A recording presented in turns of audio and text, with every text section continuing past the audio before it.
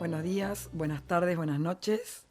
Me llamo Lara Lutufián y estoy haciendo este ciclo de entrevistas con gente que me parece interesante, que tiene cosas para compartir, particularmente con respecto a sus procesos de vida y la conciencia que tiene sobre ellos. Hoy tenemos como invitado a Nacho Domínguez Lemoine.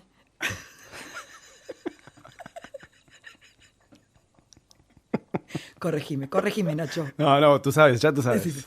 Es Nacho Domínguez Lemoine. Y el señor va a contar de dónde viene el origen de su apellido. ¿Qué significa? Qué fuerte lo de señor igual, ¿no? El señor.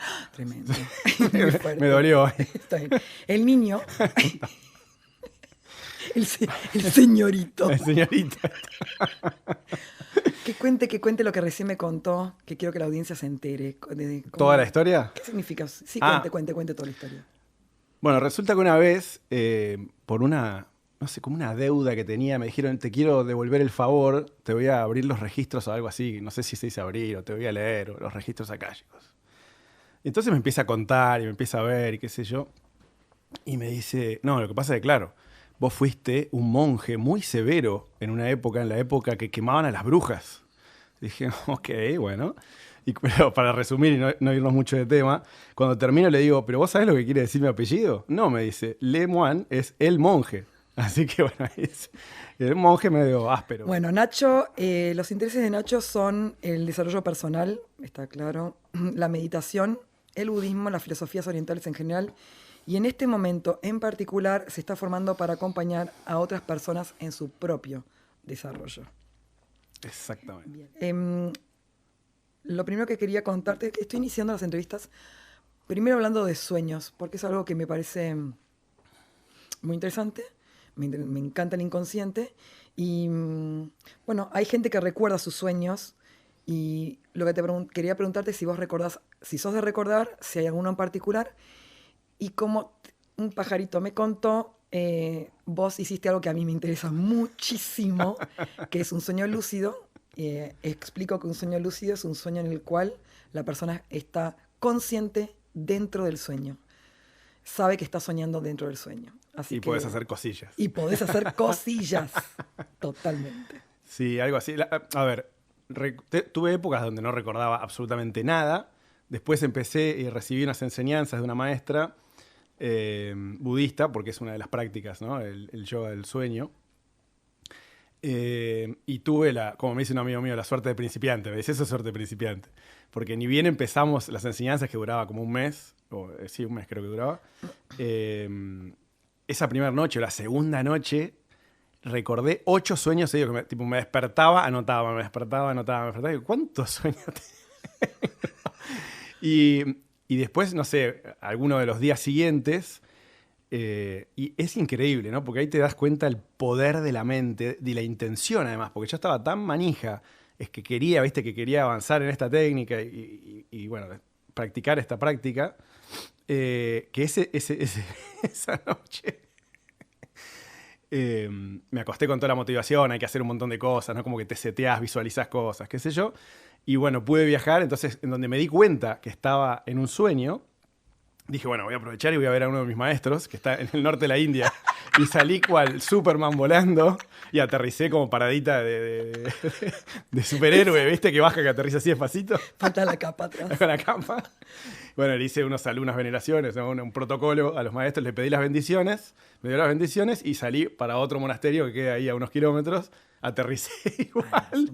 Pedí las bendiciones así con 2 o 3 maestros y después hay algo que también es de principiante, ¿no? Que te excitas tanto que eso te saca del sueño, ¿no? Te saca del sueño porque todos te dicen, no te zarpes mucho porque te vas a excitar y te vas a despertar. Y efectivamente me desperté y nunca más tuve un sueño lúcido. Oh. Pero porque abandoné. La verdad que es una práctica muy compleja que lleva mucha preparación, mucha dedicación pero bueno, esa fue una experiencia muy interesante. Sí. Que es muy loco, ¿no? Porque te da también que es parte del entrenamiento, una perspectiva de lo que creemos que es la realidad muy loca, ¿no? Porque si te dicen, ¿cómo sabés que ahora no estamos en un sueño, no?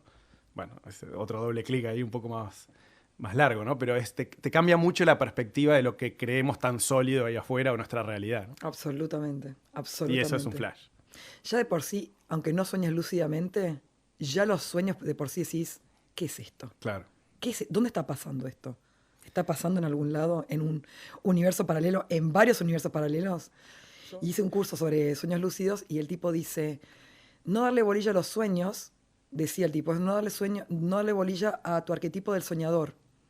Dice, y el soñador es el director, es el guionista, es el que busca la escenografía y la monta, el iluminador, los actores, es todo, hace todo. Claro. Y vos cuando decís, no me interesa este sueño que me mostraste, es como decirle, tu película es una porquería.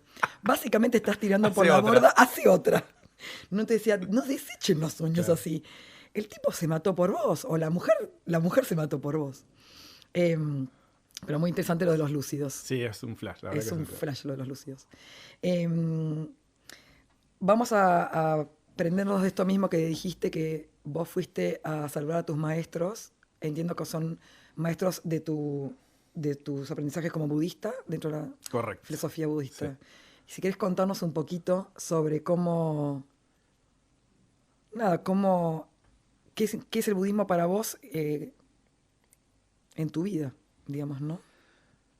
Bueno, la verdad que sin duda está como asociado, iba a decir, es una bisagra muy importante, pero que es como se van desencadenando varias bisagras, ¿no? Que terminan como una gran bisagra, ¿no? Es un quiebre muy grande, sin duda, y me cambió la vida, la perspectiva de la vida, un montón de cosas, ¿no? Te diría que es lo más importante que me pasó en la vida. Ah, wow. Sí. Ah, wow. Sobre todo, primero, conocer a mi maestro, que es argentino, que él vivió, no me acuerdo si 15 años en la India, haciendo retiros, básicamente. Y entonces él es el que me une también a este linaje, ¿no? El budismo tibetano se maneja con linaje de maestro a discípulo. Y entonces a esos volé, ¿no? Ah. Monasterios que yo ya había estado antes en la supuesta verdad, ¿no? ¿Y hace cuánto tiempo empezaste con el budismo? Y yo soy medio malo para las cuentas y con esto de la pandemia es como que hay 2 años que no los registro mucho, pero ponele más o menos 8 años. Ah, ok. ¿Y Algo viajaste a India varias veces? No, fui una sola vez, pero Ok. tuve la suerte, volví un poco antes de la pandemia, de estar 6 meses. Entonces fue una inmersión tremenda. Wow. Eso también fue otra bisagra enorme, ¿no? Por eso te digo que se van desencadenando, ¿no? ¿Viste cuando en el discurso famoso de Steve Jobs en Stanford, que él dice, cuando puedes mirar para atrás y unir los puntos, es como que ok, todo esto tenía que pasar. Pero básicamente yo trabajaba en el mundo de las multinacionales, era en el área comercial de una empresa multinacional americana. Y había hecho todo el check de todo lo que tenía que hacer para ser un niño exitoso y ser feliz, ¿no? Tenía la lista completa. Y cuando termino el último ítem, digo, ok, pero no cambió nada, digamos, el vacío sigue igual, digamos, ¿no? Y entonces, bueno, eso se conjugó con una situación de cambio en la empresa, que de vuelta, no lo quiero hacer muy largo, pero si empezás a mirar para atrás, todo tiene sentido, ¿no? Y todo pasa por algo. Y yo soy medio de la idea de que el universo, o lo que quieras, poner el nombre que quieras, te va dando señales de más sutiles a más grandes, ¿viste? La primera te la tira, no la agarras, te tira otra, y al final te pega un sopapo y te dice, che, amigo, dale, avivate, porque ya hace 3 años que te estoy tirando señales, ¿no? Entonces, bueno, fue un colapso en la empresa, tuve que despedir gente que trabajaba conmigo, cerrar locales, bueno, tuve un estrés tremendo, que también está vinculado a lo que hago hoy, digamos, eso. Y entonces me quedé un año, por suerte me había ido muy bien, y me quedé un año sentado en mi casa, me levantaba todos los días, preparaba el mate y prendía LinkedIn como si fuera a parecer algo mágico, no sé, o sea, una rutina descabellada. Me sentaba a mirar LinkedIn y a mirar qué había. Y en eso me llama un amigo y me dice, no, lo llamo yo a un amigo y le digo, che, ¿te acordás de esa charla que hablamos? Otro comercial de la empresa que ya se había ido. Que vos habías hecho un curso, no sé qué. Me dice, sí, me dice, el curso de coaching ontológico. Sí, bancame un toque, me dice. Digo, qué raro este pibe. Me llama y me dice, mira, acabo de hablar con Lucho, llamalo, está esperando que lo llames. ¿Para qué? No, porque el programa empieza mañana. Digo, no, olvídate, yo estaba mirando, ¿viste? ¿Quién es Lucho? Lucho es el que fue mi coach, digamos, coach. con que me hice esa formación. Digamos. No la formación de coach como para facilitar, sino un curso de 2-3 meses, ¿no? Okay. Y es como el primer módulo. Entonces, bueno, me dice, no, llámalo porque me haces quedar mal. Bueno, ok, hola, sí. Nacho, ¿qué haces, campeón? Me dice, vos sos el que va a batir récord. Yo vivía en Pehuajó en esa época. Para el que no sabe, a 300, 400 kilómetros de Buenos Aires. Me dice que vas a venir a hacer el curso era en Buenos Aires. Desde allá, que no, fíjate que no, qué sé yo, viste, no me saquen de mi zona de confort porque me pongo loco. Bueno, y se empieza y el chabón no me da opciones. Le digo, no, porque la plata, no te preocupes, me dice, vos vení, mirale, si no, vení 1, 2, 3, 4 clases, y si no te gusta no me pagás nada y listo. Y si no tenés plata me pagás dentro de unos años. Digo, la pucha, este pibe. Buah. Y empezamos el jueves, no, pero el jueves yo no puedo. No, pero el jueves a la tarde no puedo. ¿Viste? El chabón yo le metía, trataba de frenarlo, ¿viste? Y me dice, bueno, pero también empieza el del viernes a la mañana. No, pero este viernes no sé si voy a llegar. No te preocupes, porque el primero es una gilada, me dice. Y yo digo, puta madre. No me deja echar, me acorraló. Bueno, listo, nos vemos el viernes. Entonces, bueno, hice todo mi curso, fue un flash, todo. Bueno, para abreviar, después de todo esto, yo ya había terminado esa formación, como un año después, y me mudo a Buenos Aires, y yo detesto la timba financiera, ¿viste?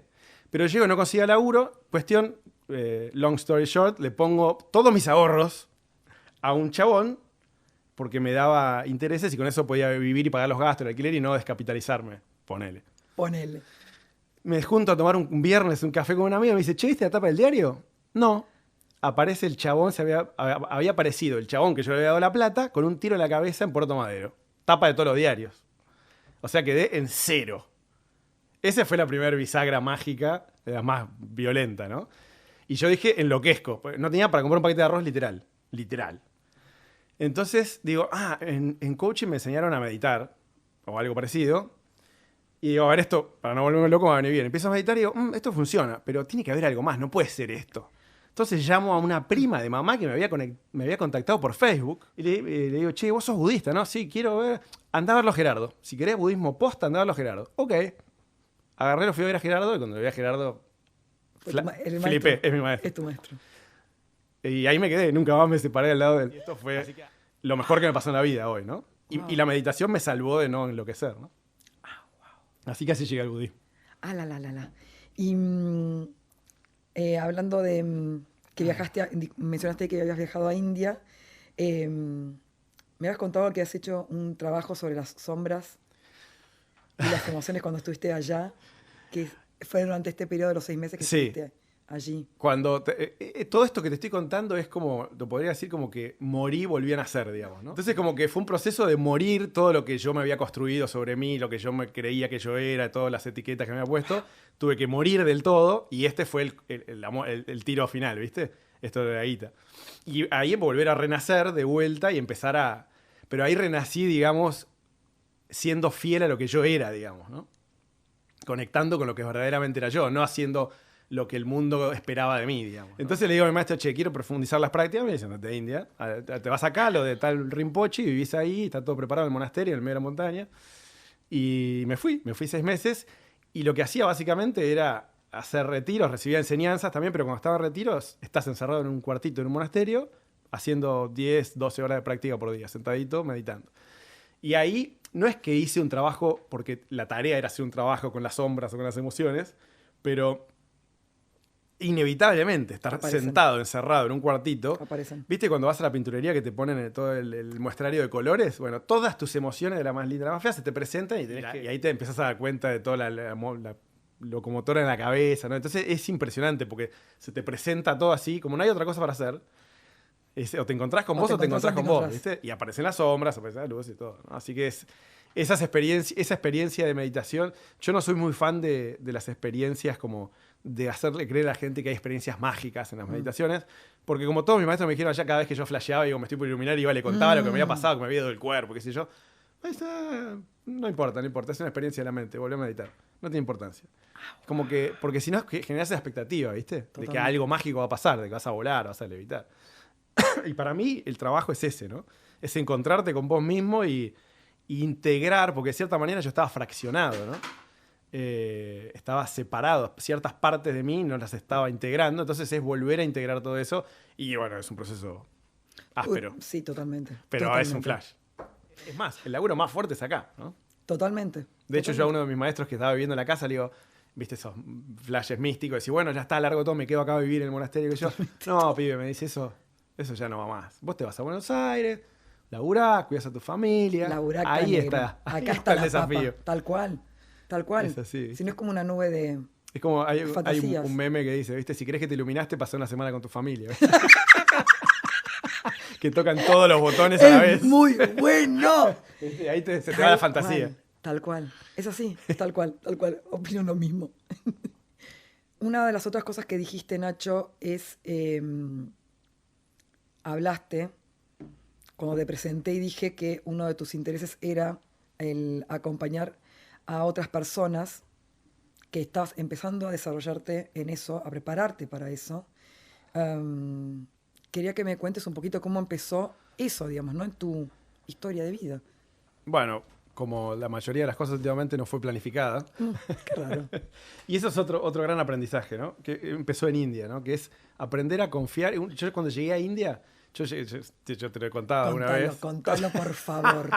Yo iba a hacer una práctica que me iba a llevar 6 meses, supuestamente, siendo muy optimista, que tenía que hacer un montón de repeticiones, un montón de prácticas. Y imagínate el pibe, ¿no? Se iba a un retiro al medio de los Himalayas, es buenísimo esto. A un monasterio tibetano a vivir a la casa de un rinpoche con una planilla de Excel en donde tenía día por día, yo iba cargando hablemos del mindset de la empresa, ¿no? Pero ahora, un Excel no, pero además no sabes qué Excel. No fue una tabla dinámica de pedo. Entonces yo iba cargando las repeticiones que hacía, pero lo más loco, eso hasta ahí tenía sentido, porque en vez de hacerlo en un papel, hasta más ecológico hacerlo en un Excel. Pero el freak tenía arriba como un tablerito que iba diciendo cuánto te alejabas del promedio para llegar a hacerlo en 6 meses. Eso me duró 1 día y medio. Pero el tema es que cuando llego, un amigo me dice, él ya estaba hace como 2 o 3 meses, me dice, amigo, acá o te relajás y te acoplás al flow o la vas a pasar muy mal. Y ahí como que empecé a decir, esto de querer tener el control siempre, muy mío de esa época, obviamente queda el rastro, que es una falsa ilusión de control, ¿no? No existe el control, ¿no? Pero uno se queda tranquilo con que cree que tiene el control y su planilla, ¿no? Me metí la planilla en el bolso para ser fino, ¿no? Sí. Pero bueno, igual no sé por qué me fui a esto. Porque me viste que lo cuente, pero porque me preguntaste de acompañar a las personas. ¿De dónde nace? Bueno, mientras yo estaba allá, eso fue algo mágico también. Mi objetivo, cuando conozco la meditación, digo, esto hay que llevarlo a las escuelas. Porque yo decía, no porque me importaran quizás los pibes, porque como no me lo dieron a mí antes, ¿entendés? Totalmente. Si yo me quisiera hacer el altruista, diría para que todos los pibes, no sé qué, ¿no? Pero en realidad era porque decir, ¿cómo no me nos dan esta herramienta? Entonces, bueno, yo estaba con eso y me acuerdo había encontrado una organización en México, para la cual hoy laburo con ellos, y les quemaba la gorra todo el tiempo que quería formarme en lo que ellos hacían, que era traducir todas estas técnicas contemplativas milenarias a un idioma ATP, ¿viste? Apto para todo público. Bien coloquial, bien, no coloquial, bien secular, ¿no? Sin hablar de Buda, sin hablar de religiones, sin hablar de nada. Eran las herramientas, punto.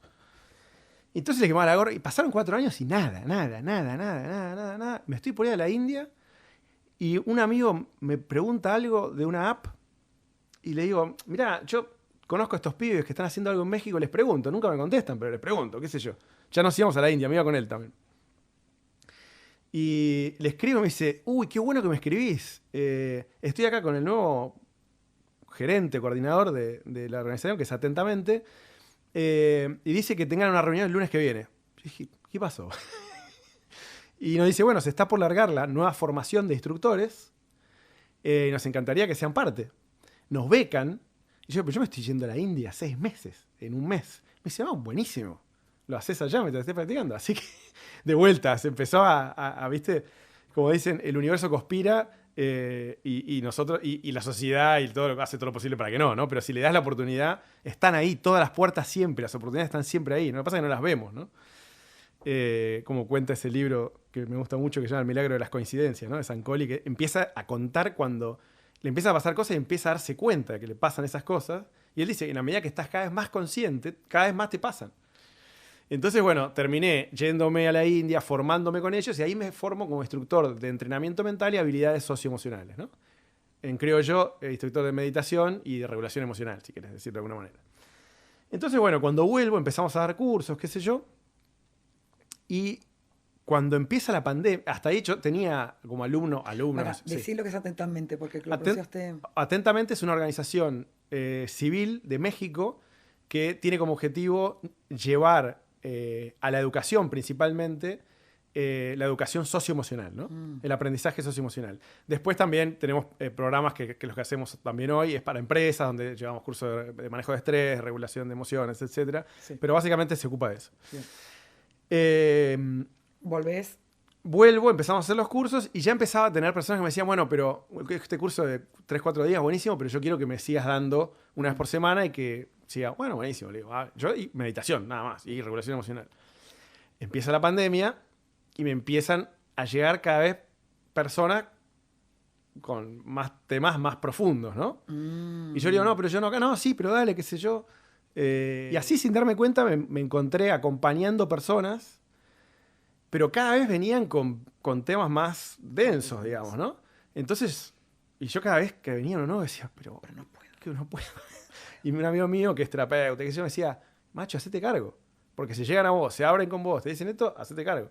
Entonces dije, bueno, me pongo a formarme, porque de alguna manera, en realidad fueron muchas cosas, ¿no? Me di cuenta que la meditación sola no podía, y había gente que no podía meditar, entonces había que hacer cosas previas para que pudieran llegar a meditar. Entonces empecé a estudiar cosas más somáticas y desemboqué en estudiar, que es lo que estoy haciendo ahora, el trauma, ¿no? El trabajo con el trauma. Entonces, bueno, ahora me estoy empezando a formar con trauma, que también son todos doble clics que se fueron dando, que no sé cómo termino con un chabón recontra grosso canadiense, con una beca de vuelta, formándome a distancia, cuando antes no hubiese podido. Era todo un delirio, así que por eso te digo, cuando te le das la posibilidad de que las cosas suceden, ¿viste? Esto no es New Age, no es fantasía, es posta. Pero tenés que soltar la coraza, ¿viste? Y soltar el control. Y es confiar y dejar, como mi hijo amigo, entregate al flow, porque si no la pasas mal. Y bueno, te entregas al flow y el flow va. Si la motivación es buena, por lo menos en mi experiencia, si la motivación realmente es buena, todo sucede y funciona, ¿no? Como dice mi nuevo maestro, nadie escapa al trauma, ¿no? Hay que entender qué es el trauma. Uno cree que traumas son cosas recontra heavy, ¿viste? No son recontra heavy. Pero son cosas de todos los días. Es una situación que fue demasiado para vos. Exactamente. Punto. Y simple, punto. Y eso deja un rastro, una energía en el cuerpo, que si no la trabajas, y tendemos a bloquear eso, porque claro, es como bastante intenso, doloroso, es muy doloroso. Entonces lo bloqueamos, lo adormecemos, ¿viste? Y ahí nos empezamos a fraccionar, eso que yo te decía, a fragmentar. Exacto. Entonces, el trabajo con la famosa sombra, que no es algo tétrico o algo, el cuco, no, es simplemente que la luz de la conciencia no está alumbrando ese lugar. Exactamente. Eso está fuera del mapa, está fuera del radar. Solo es cuestión de echarle luz. Entonces, cuando echas luz, bueno, después hay que hacerse cargo. Porque, por supuesto. ¿no? Porque duele, claro. Por pero supuesto. Es la única manera de recuperar la totalidad de nosotros mismos. Exacto. Y de poder sentirte vivo completo, digamos, ¿no? Yo siempre cuento este trauma, que es para que se entienda lo que el trauma puede ser muy pavo visto a la distancia. Sin embargo, esa edad fue fuerte. Claro. Y es algo que voy a contarlo porque me parece interesante, que es cuando yo era chica, mis padres estaban divorciados y decidieron, siendo muy, muy chicas, cuando todavía esto no era tan normal, mandarnos en avión de acá a Uruguay. ¿Solas? De Buenos Aires a Uruguay, a mi hermana y a mí solas. ¿Edad? 5 o 6. Wow. Nos enchufaron una cartuchera roja con un broche y adentro habían puesto los documentos. Entonces yo iba frente a la de la aduana y hacía así. ¿Entendés? Mostraba, sacaba pecho. Esto soy yo. Esta soy yo. ¿Entendés? Ni siquiera abría el cierre.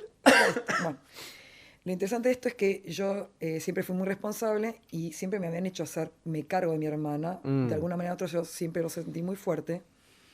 Y yo empecé a fantasear, estando en ese lugar, que existía no me preguntes de dónde salió, la cárcel del aeropuerto. Wow. Y fantaseaba que nos iban a poner en cárceles separadas y distanciadas a mi hermana y a mí. Y yo que estaba yo era la responsable de mi hermana, imagínate el nivel de locura que yo tenía. El estrés. El estrés que yo viví en ese momento. Y creía que me iban a venir a agarrar la policía así decía, la cartuchera. Y me iban a llevar.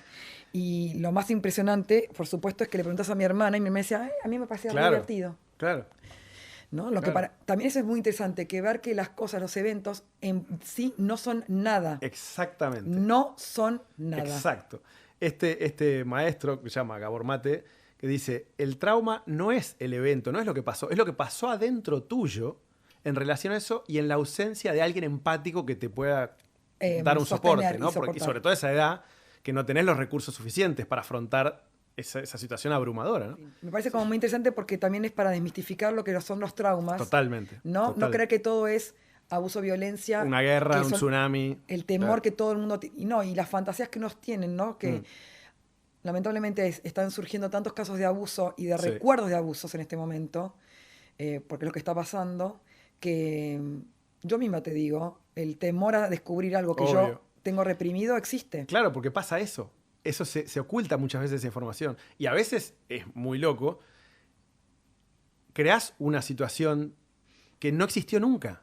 Es muy loco de entender. Es muy flashero. Eso es muy fuerte. Muy fuerte. Bueno, el día que me enteré que la memoria no recupera la memoria original, sino que Exacto. recupera la memoria de la última vez que lo recordaste, No, y no solo eso. Si hay espacios vacíos, los Rellena, llena. los rellena. Y ahí el director de la orquesta de la película. mete lo que quiera. Pues claro. O sea, con lo cual está el día que me enteré eso me reía porque decía, o sea, yo me estoy haciendo mambo por algo que nunca existió. O sea, me parece patético por un lado, terrible por otro, pero al mismo tiempo me parece increíble. O sea, es una Increíble. locura. Increíble. No sé ni por qué lo hacemos, te soy sincera, pero me parece una locura. Es un flash. Bueno, en fin. Es un flash. Vamos a parar un ratito, vamos a hacer un corte. Dale. Pero antes de hacer el corte, voy a tocar un tema del cual me habías hablado, Handshake, que supongo que es una claro. técnica, y Emociones en el retiro, pero no todavía. Ok. Vamos a hacer un corte, volvemos y hablas de ese tema. Dale, buenísimo. Gracias.